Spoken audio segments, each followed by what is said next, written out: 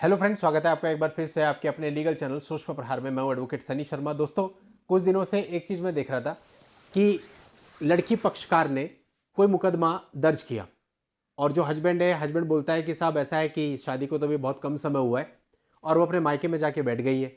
मैं तो अभी कोशिश ही कर रहा था कांटेक्ट करने की, लेकिन मेरे को ब्लॉक कर रखा है और आज मेरे को कॉसेल से कॉल आ गया।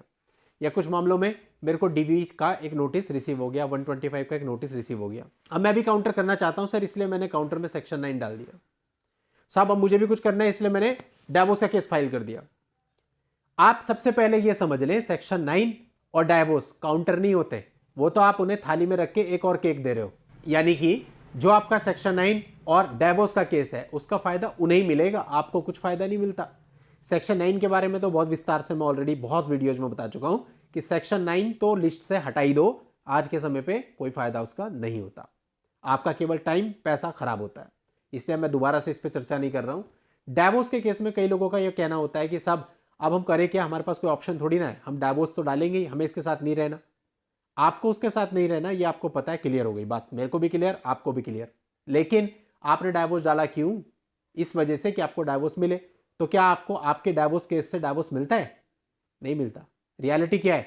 अगर आपने डाइवोर्स केस अपने प्लेस पे डाला तो लड़की सबसे पहले अपने प्लेस पे ट्रांसफर करा लेती है, फिर अपने केस के लिए आप दौड़ते हुए दूसरी सिटी में जाते हैं। सेकेंडली, आपका उसमें कितना नुकसान होता है, आने जाने में कितना पैसा लगता है। और इसके बाद थर्ड, आपका क्या नुकसान होता है कि लड़की डाइवोर्स केस का रिप्लाई भी बाद में फाइल करती है, पहले आके उसमें सेक्शन 24 लगा के आपसे पैसा मांग लेती है। लिटिगेशन एक्सपेंसेज भी दो जी मेरा, मंथली भी दो आप, तो आप अपने ही केस में फंस करके रह जाते हो। अगला, जो उसके अलग से मेंटेनेंस के केस चल रहे होते हैं, वहां पर उनका काउंसिल खूब अच्छे तरीके से इस बात को लेकर आता है। एक साहब तो खुद ही नहीं रहना चाहता, देखो एकदम से डाइवोर्स इसने डाला हुआ है और मेंटेनेंस क्यों नहीं देगा ये जब रहना नहीं चाहता, तो वहां पे भी इस चीज का लाभ उठाता है। और अगली बात कि जो डाइवोर्स का केस आप डालते हो उसका ट्रायल 4 से 5 साल अधिकतर जगहों पे बड़े आराम से चल जाता है। और सामने वाली पार्टी को आपको परेशानी करना है तो उसके बाद फिर अपील डाल देगी, 2-3 साल के लिए फिर गए आप। तो कहने का मतलब है कि कुछ नहीं मिला। रियलिटी क्या है और क्या करना चाहिए? आपको जब आपके ऊपर कोई मुकदमा पता चल जाता है डाला, सबसे पहले आप उसका कंटेंट देखो।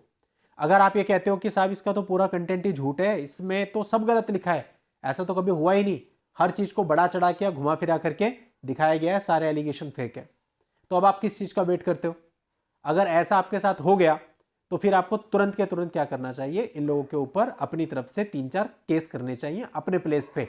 जो भी इनकी तरफ से गलतियां हुई हैं, जो भी आप बेहतर से बेहतर कर सको, क्रिमिनल नेचर के केस करने चाहिए। और इस तरह के केस करने चाहिए जो कि ट्रांसफर भी ना हो, यानी जिसके लिए इनको कंपलसरीली आपके प्लेस पे आना भी पड़े और वहां आकर के सारी प्रोसीडिंग्स को चलाना पड़े।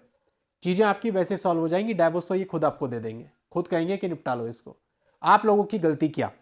सबसे पहले तो आप अपने डिफेंस में ही लगे रहते हैं, साल 2 साल 3 साल तो वहीं खराब कर देते हैं, उसके बाद कुछ केस बनता ही नहीं। अगली, जिन लोगों को थोड़ा सा नॉलेज हो भी जाती है कि भाई हमारे भी कुछ राइट हैं, हम भी कुछ कर सकते हैं, वो लोग भी सोचते हैं कि क्या करें, सजेशन लेते हैं किसी से कि साहब क्या करें, वो कहता है कि ठीक है आप काउंटर केस फाइल कर दो, सजेशन ले लेते हैं और दूसरे कान से निकाल के बाहर फेंक देते हैं। फिर वही ट्रेडिशनल लड़ाई, मैं डाइवोर्स डालूंगा, बाकी तुम मेरे ऊपर सब चलाओ।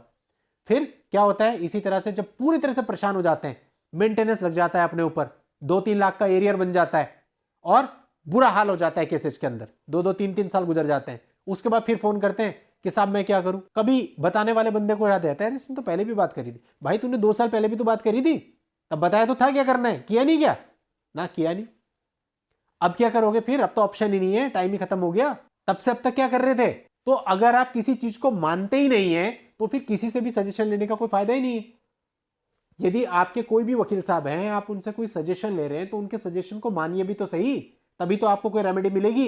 या डॉक्टर से दवाई खरीद के ले आओ और आले में रख दो और खाओ मत उस दवाई को, रोज उस दवाई को देखते रहो, हो जाएगी तबीयत ठीक।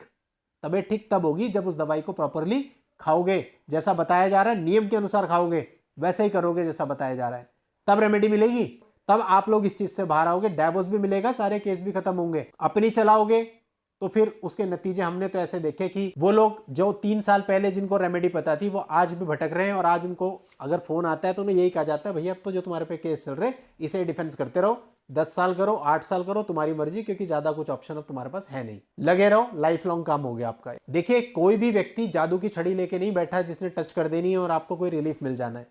रिलीफ मिलेगा आपकी रणनीतियों से, आपकी सोच समझ से, आपकी सुध बुद्ध से कि किस प्रकार से आपने मामले को हैंडल किया है, किस टाइम पे आपने क्या स्टेप लिया है। अगर सही समय पे सही स्टेप लोगे, सब कुछ आपका है। सही समय पे सही स्टेप नहीं लिया, टाइम निकल गया, कुछ भी नहीं कर सकते। तो कुल मिला के बात आपको केवल इस पूरे वीडियो में सार मैं आपको समझाना चाह रहा हूं कि भाई अगर लड़की वालों ने आपके ऊपर झूठे मुकदमे कर दिए हैं तो विद इन अ मंथ, जैसे आपके हाथ में पिटीशन या एफआईआर की कॉपी या कोई कंप्लेंट की कॉपी आती है, उसके 1 महीने के अंदर अंदर आपकी तरफ से सारी चीजें हो जानी चाहिए। केवल तभी आप इन लोगों को कंट्रोल कर सकते हो, तभी आप अपना मेंटेनेंस बचा सकते हो, तभी आप डाइवोर्स ले सकते हो। It is the only option current time पे। इसके अलावा आपके पास दूसरा ऑप्शन नहीं है। आपको अपने अधिकारों को समझना है और उन अधिकारों का उपयोग करना है, केवल तभी आपको राहत मिलेगी। आज के इस वीडियो में इतना ही। नेक्स्ट वीडियो में नई जानकारी के साथ मैं आपसे फिर मिलता हूं। तब तक के लिए goodbye and thank you for watching. Take care.